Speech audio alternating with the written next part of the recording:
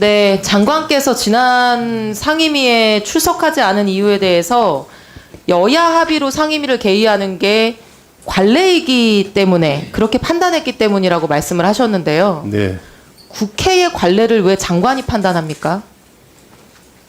뭐 국무위원으로서 판단할 수 있는 그런 임의로 판단해서 제가 출석하는 상임위원장에게 협의도 거치지 않고 제가 불출석한다. 출석하는 문제이기 때문에 그 판단은 제가 독자적으로 할 수 있다고 생각합니다. 그건 장관이 판단할 문제가 아닙니다. 국회의 관례는. 두 번째, 그 덜렁덜렁 발언에 대해서 말씀을 하셨어요. 제가 그 발언의 전문을 읽어드리겠습니다. 예전에는 전세를 얻는 젊은 분들이 경험이 없다 보니 덜렁덜렁 계약을 했던 부분이 있지 않을까 싶다. 이제는 꼼꼼하게 따지는 인식이 생기지 않았겠냐. 이렇게 말씀을 하셨죠? 네, 틀림없습니다. 예. 네.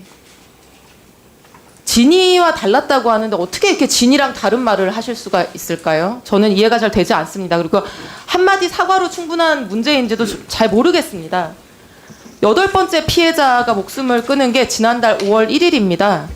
정부가 5월 말에 발표한 보증금 부분 구제 방안이 한 달만 일찍 나왔어도 살릴 수 있었던 한 아이의 엄마였던 30대 여성이 바로 지난달에 돌아가셨습니다.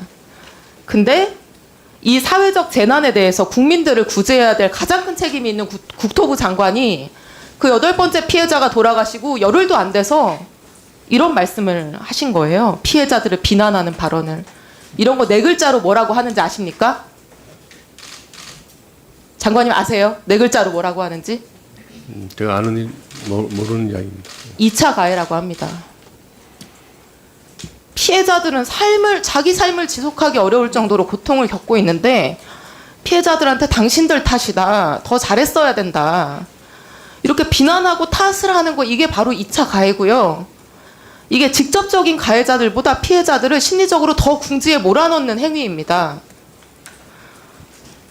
한 달 반이 지났는데 지금까지 제대로 사과 한마디 안 하시다가 오늘 한마디 말로 사과한다? 저는 이게 사과 자체가 문제가 아니고요.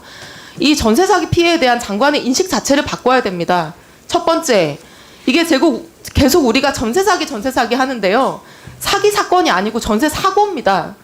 우리가 전세 제도를 안전하게 운영하지 못했기 때문에 발생한 사회적 사고입니다.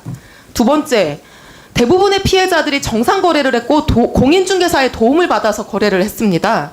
피해자들이 잘못해서 이런 사고가 생긴 게 아닙니다. 정부와 정치의 잘못입니다.